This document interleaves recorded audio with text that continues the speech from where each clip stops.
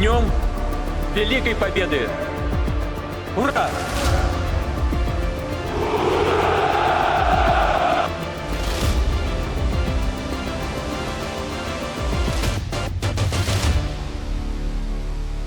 Moscow stands on the edge of something it has not faced in decades, not a foreign threat, but a storm rising from within. The true danger to Vladimir Putin is no longer an American missile or a German tank. It is the quiet, growing revolt in the hearts of his own people. For years, Russians were locked inside a triangle of fear, censorship and propaganda. But as the lies of the state begin to crumble under the weight of reality, a new sound is spreading across the nation.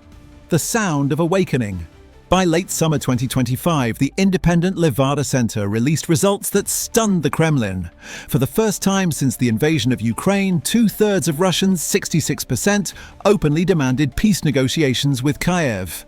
That number is not just a statistic. It represents tens of millions of voices breaking through the wall of fear.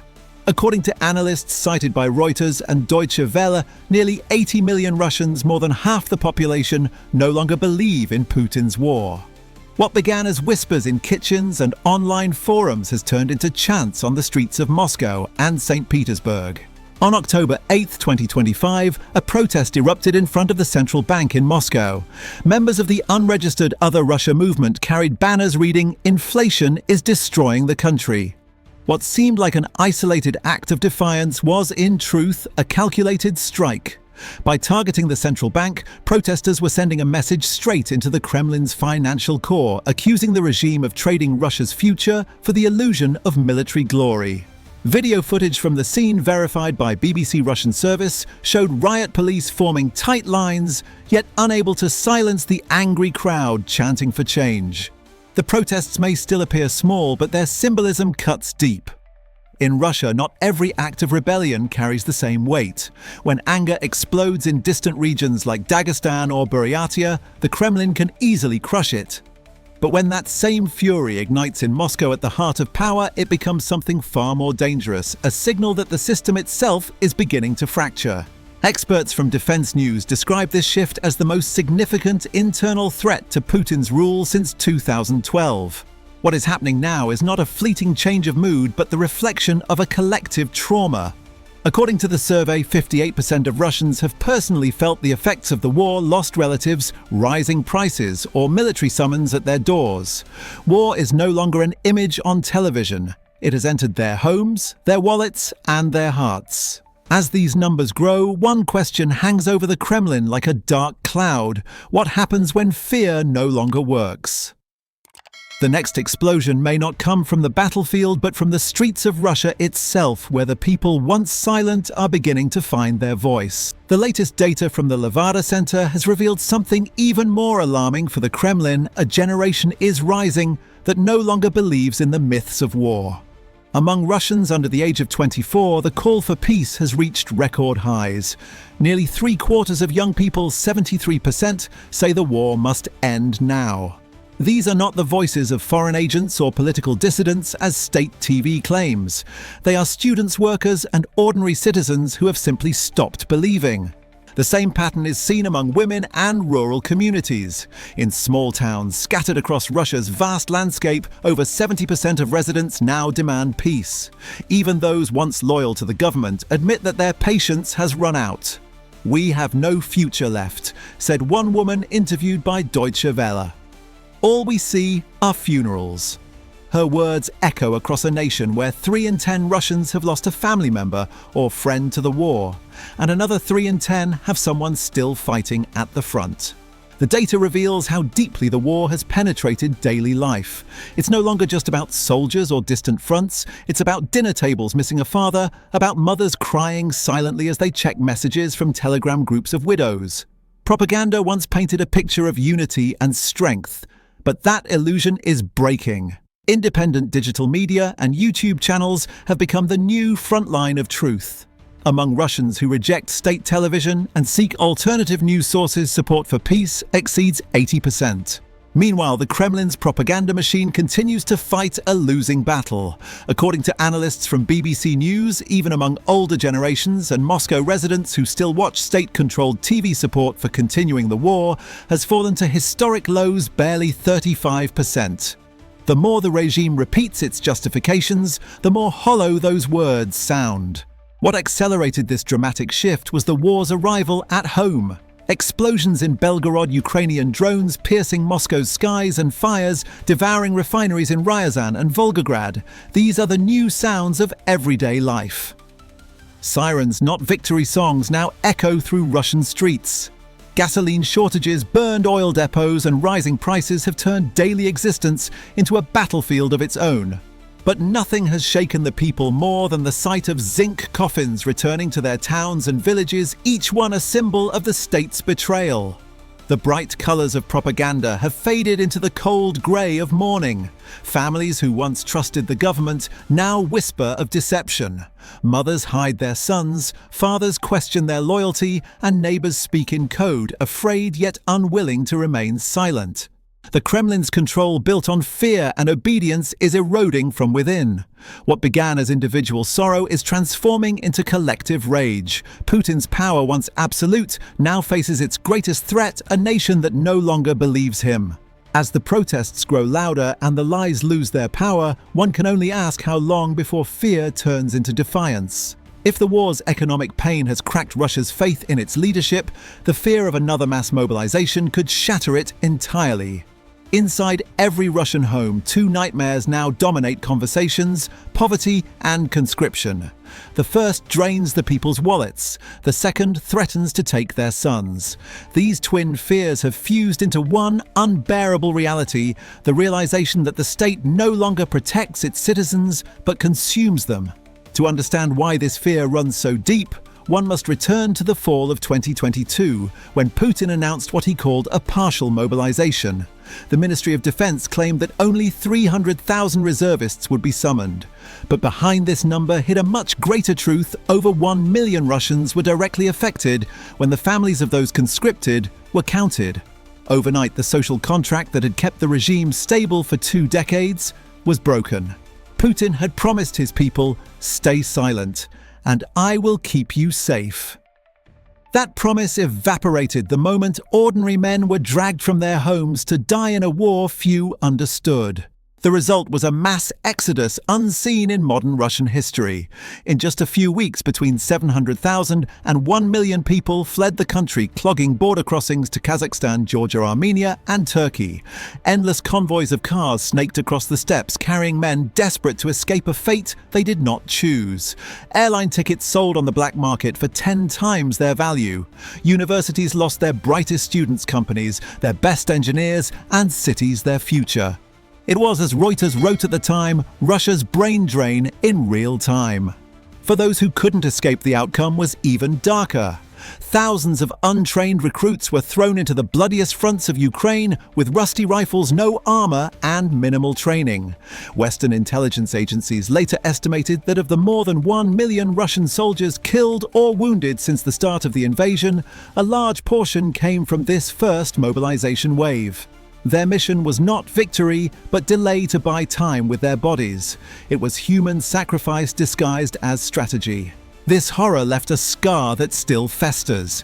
In small towns from Omsk to Rostov, families whisper the same grim refrain: "If they call again, our sons will not return." Telegram channels are filled with desperate mothers, trading tips on how to avoid the draft, fake medical certificates, sudden relocations, forged documents. Lawyers specializing in military rights report being overwhelmed by cases. Every mother's act of resistance, every father's attempt to hide his son, is a silent rebellion.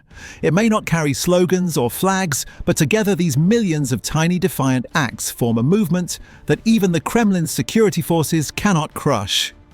When the state's own citizens begin to hide from it, a regime's collapse is no longer a question of if, but when. While fear of conscription haunts Russia's nights, poverty devours its days. The war has become an invisible tax that drains the lifeblood of the nation. Every ruble spent on tanks and missiles is stolen from the tables of ordinary families.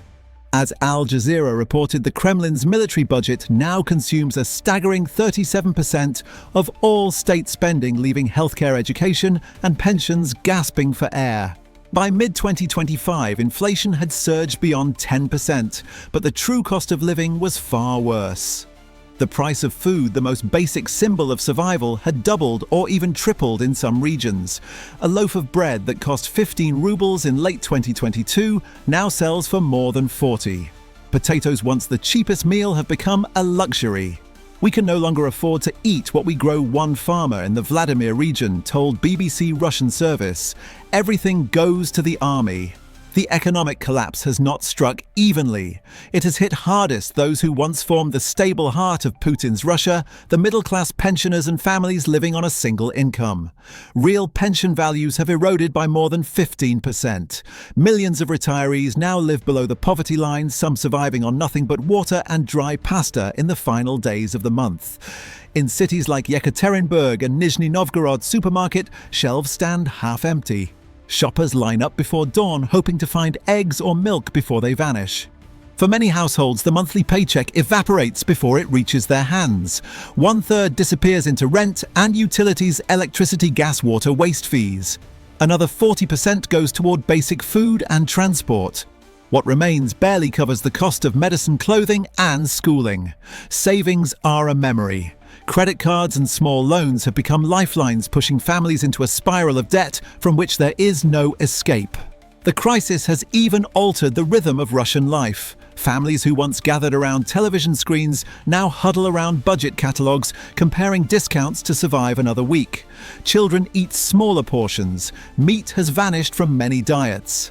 The word luxury has been redefined not as gold or cars, but as butter, cheese, and yogurt. And yet behind these cold statistics lies something more: corrosive despair. For the first time in decades, Russians are beginning to ask who truly benefits from their suffering. The answer is becoming harder for the Kremlin to hide. Oligarchs continue to build mansions on the Black Sea. Officials drive foreign cars. The military elite dine while the people starve. The contrast has turned bitterness into rage. As one economist from Deutsche Welle noted, Russia's war economy feeds on its citizens' hunger. Each price increase, each unpaid pension is another blow to the illusion of stability that once defined Putin's rule. And when hunger joins grief, the result is not silence, it is rebellion waiting to be born. The question is no longer whether the Russian people are suffering. It is how long they will endure it before turning their anger against those who created it. Across Russia, the facade of unity is cracking. In living rooms, kitchens, and factories, conversations once whispered in fear are now spoken aloud. The Kremlin's greatest weapon, obedience, is losing its power. Each family that hides a son, each worker who curses the cost of bread, each widow who refuses to believe the state's version of her husband's death becomes part of a silent resistance that grows stronger every day. This rebellion is not organized. It has no leaders, no flags, no slogans. It breathes through grief and exhaustion. The regime may still control the television, but it no longer controls the truth. That belongs to the people, shared on encrypted chats, whispered in grocery lines, or streamed through YouTube videos watched in secret. When you lose fear, you become free, said a former journalist now living in exile in Riga, speaking to Reuters. And Russians are beginning to lose their fear. Putin's dilemma is existential. To maintain control, he must choose between two poisons: a new wave of mobilization that could ignite nationwide unrest, or economic collapse caused by the endless drain of war. Neither path ensures survival. Analysts from Defense News describe it as a dead-end strategy where every attempt to tighten control only accelerates decay. The Kremlin still projects confidence. It stages parades, arrests protesters, and floods media with images of loyalty. But even within those carefully curated scenes, the cracks are visible. Soldiers filmed at the front complain about broken equipment and unpaid wages. Mothers of missing soldiers gather in front of government buildings, demanding answers. These are moments the regime cannot fully erase, fragments of truth that escape its grip. Meanwhile, power struggles inside the elite are intensifying. According to BBC News correspondents in Moscow, divisions between hawks and pragmatists have deepened. The hawks, led by hardliners in the security apparatus, demand escalation. More strikes, more fear, more control. The pragmatists, technocrats, oligarchs, and some military officials warn that continued war will destroy not only Russia's economy, but also their own fortunes. For the first time, whispers of a palace coup have returned to the corridors of the Kremlin. Behind the walls of power, Putin faces not just the anger of his people, but the unease of his own allies. If his generals and financiers begin to doubt his ability to protect their interests, loyalty will vanish overnight. Every authoritarian regime eventually reaches this moment when fear turns inward and begins to consume itself. As Western observers note, Russia is no longer the unified fortress it once appeared to be. It has become a house divided between old lies and new realities, between survival and collapse. The silent rebellion spreading through its streets is no longer a flicker of resistance, but a growing fire under the foundation of Putin's rule. And if history has taught anything, it is that empires rarely fall with a bang. They crumble quietly until all at once the silence breaks. In the cold corridors of the Kremlin, fear has returned, not the fear of NATO or Western sanctions, but of the people themselves. The once unquestioned power of Vladimir Putin now stands on trembling ground. His image of control, discipline, and destiny is dissolving under the weight of his own war. The very empire he sought to rebuild is slipping through his fingers piece by piece as his citizens awaken from 2 decades of obedience. What began as scattered protests has evolved into a national reckoning. The silent majority, once paralyzed by propaganda, has discovered its collective voice. It speaks through mothers who hide their sons from recruiters, through workers demanding fair wages, through soldiers who record the truth on their phones. The myth of eternal stability, the cornerstone of Putin's reign, has shattered. Even within the Kremlin, loyalty is thinning. Advisors whisper in coded language, oligarchs move their wealth abroad, and generals weigh their futures carefully. Analysts at Deutsche Welle and Reuters now agree that Putin's legitimacy no longer rests on support, but on fear, and fear once broken cannot be rebuilt. His regime, once ironclad, has become brittle. Each arrest, each censorship decree, each televised lie adds another crack to a system already splitting apart. Russia's greatest weakness is no longer abroad, it is inside its own borders. The signs of decay are unmistakable. The ruble continues to collapse, industrial output sinks, and regional governors quietly prepare for unrest. Drone attacks over Moscow have shattered the illusion of security. Meanwhile, the soldiers at the front, poorly equipped and disillusioned, send home stories that spread faster than censorship can contain. A new question now hangs in the air. What happens when the man who built his power on fear begins to fear his own people? As Western intelligence sources suggest, the end may not come through revolution, but through implosion, a slow unraveling from within. History rarely announces its turning points with thunder. It begins with silence, a general refusing an order, a city refusing to mobilize a loyalist, deciding that silence serves him better than obedience. For Russia, that silence has already begun. And so the world watches Moscow, a city outwardly calm yet vibrating with unseen tension.